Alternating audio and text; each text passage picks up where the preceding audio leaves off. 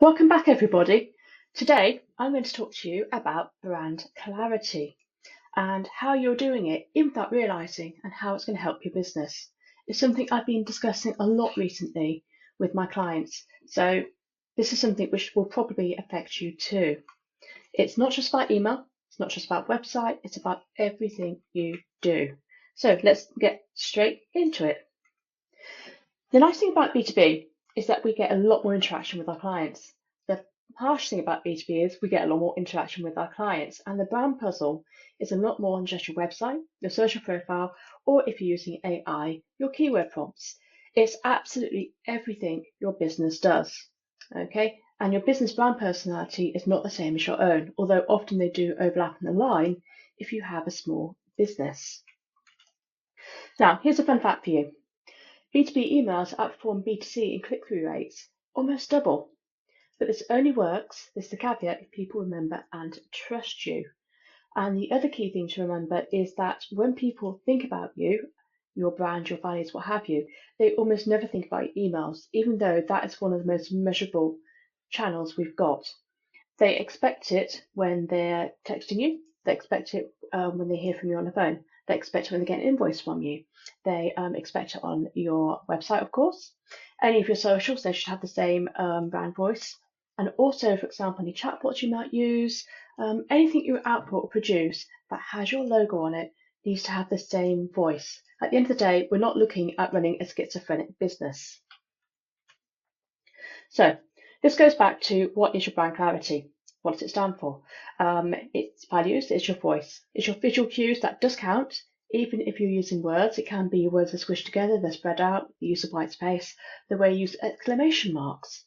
There's the way you do service. Do you make people wait? Do you jump on it immediately? Do you go for approachable and friendly? Do you go for standoffish? That is actually one of the brand values you see, for example, in the high-end luxury side. How much attention do you give them? What are your boundaries? And to give you a very clear example of a global brand here, everyone knows what Compare the Market stands for, okay? They have a very specific brand voice to the point where if you hear them on the radio, even if you haven't heard the catchphrase or the jingle before, as long as you have that squeaky voice, you know it. Tipples! They have been developing that for 10 years. Now, bear in mind that we're talking about a company of thousands for Compare the Market. You don't think of humans anymore, you think of meerkats. There are plenty of other brands out there that do exactly the same. You look at HubSpot, look at Virgin Airways, look at Coca-Cola, and conversely, look, for example, at your local high street bank.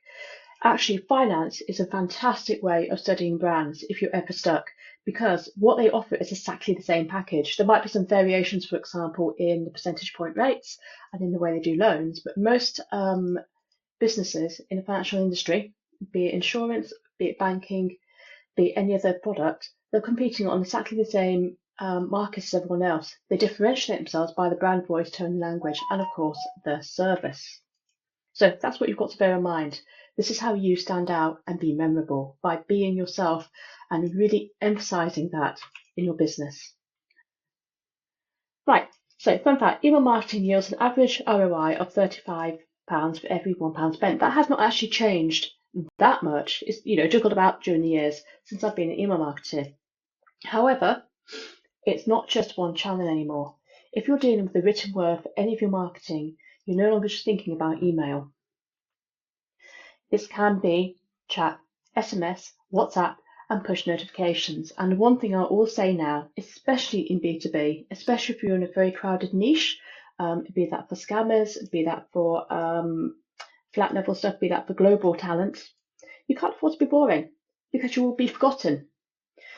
What I've got here is this little chap called Claptrap. He is a character in Borderlands, which was first a very successful video game and then most recently a movie. And he has become the voice of that movie. He is sarcastic, he is depressive, he is manic. Every time he comes on screen, you are waiting for a quip to fall from his mouth. And my question is, could you make a claptrap for your business? Can you do that, for example, for your chatbots?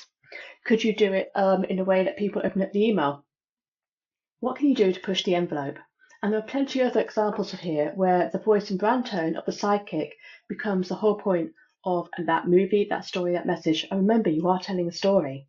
So think about your sidekick if you can't bring yourself to be sarcastic in real life. I've seen this done really successfully for a lot of business coaches and a lot of people selling in the course and information space, because they've got to stand out amongst millions of courses when people are competing for attention amongst anything that's going on Spotify, anything in Netflix, anything that's happening in real life. And the only way they do that is by having a very distinct brand tone. So, how do you develop brand voice? Well, obviously, as I said, this is something which is an extension in some ways of yourself if you're a small business, or an extension of the persona if you are a large one. So the first tip is you're going to pick one person for your messaging. Because if you have a strong brand voice, there are going to be people that love you and people that hate you. Very much like Marmite. And in fact, Marmite is a good example of brand voice and tone. Once you picture one person for messaging, and in this case it can be a person, actual person in real life that you serve and you love and get on with, or it can be someone who's a composite of people that you serve and you want more of. That's when you want to record, review interviews, feedback, and website searches. Okay, your brand does need to be more of an extension, and you can test it. This is one of the great things about living in the age we are. It's so easy to A/B split testing, not just across email marketing, but also for chat, also for the way that you speak to people, also for the outreach. Think about messaging. How, for example, do you sign off? How do you send your invoices? If in doubt, solve problems, be human, and stick a smile on the face.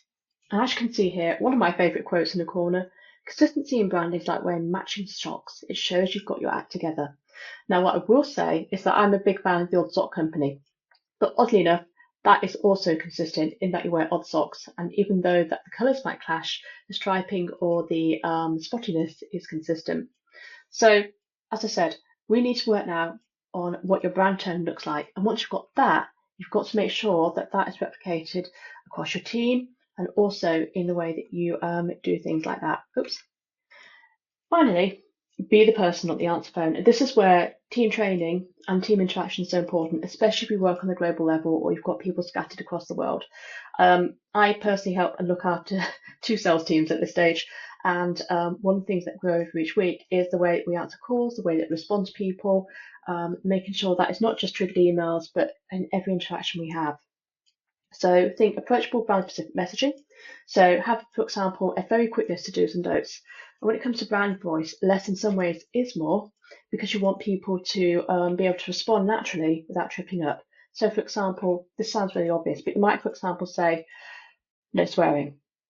For American clients, that's a big no-no, but it might be more acceptable over in, say, France or the UK, if that is part of your brand.